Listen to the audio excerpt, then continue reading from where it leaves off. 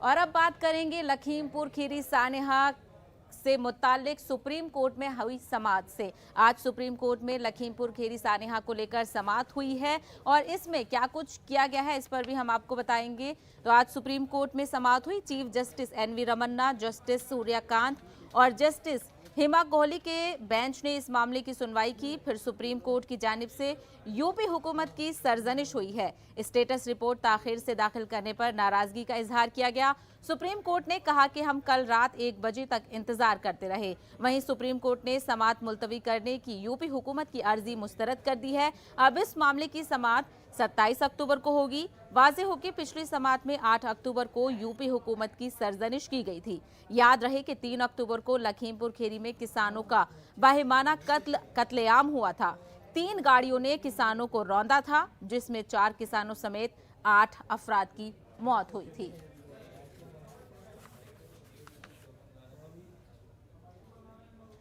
इसी मामले पर मजीद बातचीत करेंगे हमारे नुमाइंदे सुशील पांडे इस वक्त दिल्ली से जुड़ गए हैं। सुशील पांडे, आज फिर से इस मामले को लेकर सुप्रीम कोर्ट में सुनवाई हुई है और कहीं ना कहीं यूपी हुकूमत को फिर से घेरा गया है।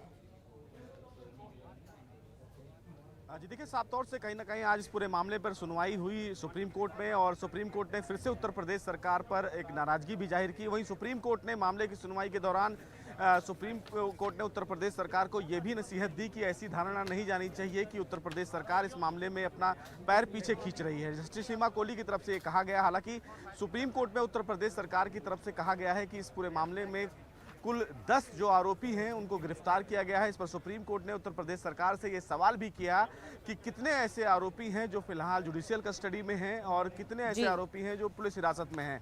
उत्तर प्रदेश सरकार की तरफ से आज कोर्ट में ये बताया गया कि 4 जो आरोपी हैं वो फिलहाल अभी पुलिस कस्टडी में हैं और 6 आरोपी जो हैं वो न्यायिक हिरासत में हैं।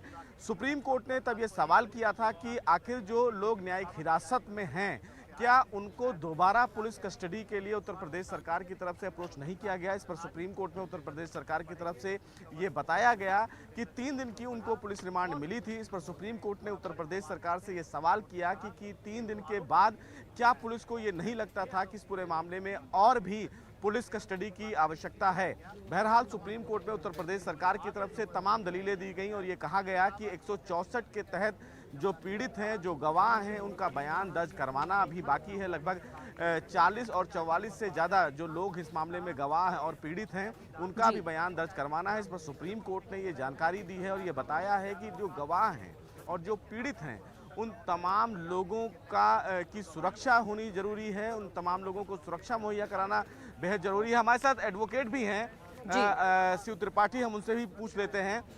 त्रिपाठी जी, आज कोर्ट में अहम सुनवाई हुई। सुनवाई के दौरान तमाम जो दलीलें दी गई और सुप्रीम कोर्ट ने ये भी कहा कि ऐसी धारणा नहीं जानी चाहिए कि कहीं ना कहीं इस मामले में ऐसा ना लगे उत्तर प्रदेश सरकार अपना पैर पीछे खींच रही है। क्या कुछ हुआ सुनवाई के दौरान? देखिए, आज तो सुप्रीम कोर्ट पहले सबसे ज़्यादा नाराज इस बात से हुई कि उसको जो रिपोर्ट दिया गया वो सुबह दिया गया, जिसको देखते उनको बड़ी नाराज़गी हुई।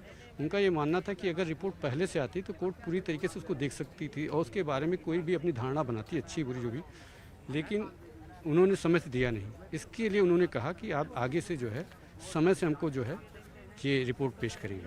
उनका ये मानना था कि अभी 10 गिरफ्तारियाँ हुई हैं, जैसा कि राज्य सरकार ने बताया, जिसमें उन्होंने बताया कि कितने जुडिशियल कस्टडी में, कितने पुलिस कस्टडी में हैं। तो उन्होंने बताया कि 4 पुलिस कस्टडी में हैं और 6 जुडिशियल कस्टडी में। वो भी क्लियर नहीं बता पाया कि 6, उन्होंने बताया 6 जुडिशियल कस्टडी में हैं। उनका ये मानना था कि अगर गवाहों का या जितने भी बयान हैं वो अगर आपने नहीं कराएं ठीक से, तो और तब तक नहीं हो सकते जब तक उनको पूरी सुरक्षा नहीं मिल सकती है। तो उन्होंने गवाहों की सुरक्षा पर विशेष ध्यान देने की बात कही। ये भी कहा कि ऐसा नहीं लगना चाहिए कि उत्तर प्रदेश सरकार अपना पैर खींच रही है इस पूरे मामले में। ऐसा क्यों? देखिए, 2 बार की रिपोर्टों से देख के मुझे लगता है कोर्ट संतुष्ट नहीं हुई। उनको लगता है ये खाना पूर्ति कर रहे हैं और जिसके कारण जो है कोर्ट भी जो है कुछ नाराज़ नजर आई। उनका ये मानना था कि राज्य सरकार अपने दायित्वों का निर्वहन करे, उसकी जिम्मेदारी है कि जो है सच्चाई को सामने लाए, जिससे लोगों में एक विश्वास जमे। उनका ये मानना। 26 अक्टूबर को जब सुनवाई होगी तो उत्तर प्रदेश सरकार क्या दोबारा हलफनामा दाखिल करेगी इस मामले में? ये तो उन्होंने कहा ही है कि हम करेंगे और उन्होंने कहा, हरीश साल्वे जी ने कहा था कि जहाँ तक हम मंडे को इसको जो है फाइल कर देंगे। स्टेटस रिपोर्ट को। ठीक है। तो शिव त्रिपाठी थे जिन्होंने याचिका दाखिल की थी सुप्रीम कोर्ट में इस पूरे मामले में लेटर पिटीशन फाइल की थी, लेकिन आज जो हलफनामा दाखिल किया गया उत्तर प्रदेश सरकार की तरफ से, उस हलफनामे को देखकर सुप्रीम कोर्ट ना तो संतुष्ट दिखा और ना ही उत्तर प्रदेश सरकार के द्वारा जो कार्रवाई की गई है उससे कहीं ना कहीं अपने आप को संतुष्ट के तौर पर उसने उत्तर प्रदेश सरकार के सामने रखा। इसीलिए सुप्रीम कोर्ट ने उत्तर प्रदेश सरकार को ये भी नसीहत दी और ये कहा कि जब ऐसे मामले में सुप्रीम कोर्ट सुनवाई करे तो जो हलफनामा है उस हलफनामे को एक दिन पहले ही दाखिल किया जा सकता है। और ऐसे में आज भी सुप्रीम कोर्ट ने ये कहा कि हलफनामा देरी से जो दायर किया गया है उस हलफनामे को नहीं देखा गया। तो अब इन तमाम पहलुओं पर दोबारा सुप्रीम कोर्ट में उत्तर प्रदेश सरकार अपना जो हलफनामा है नया वो दाखिल करेगी और 26 अक्टूबर को सुप्रीम कोर्ट दोबारा इस मामले की सुनवाई करेगी। उसके बाद तमाम चीज़ें जो हैं वो सामने निकल कर आएंगी कि उत्तर प्रदेश सरकार की तरफ से इस पूरे मामले को लेकर क्या कुछ कदम अभी तक आगे उठाए गए हैं। जी बिल्कुल, तो आज जो कुछ सुनवाई में हुआ उससे कहीं ना कहीं सुप्रीम कोर्ट इत्मीनान बख्श नजर नहीं आया, क्योंकि गैर जिम्मेदारी का मुजाहरा यूपी हुकूमत की तरफ से करने की बात कही जा रही है। और अब देखना ये होगा कि अगली सुनवाई में क्या कुछ सामने आता है। सुशील, हमसे बात करने के लिए बेहद शुक्रिया। और अब बात करेंगे मध्य प्रदेश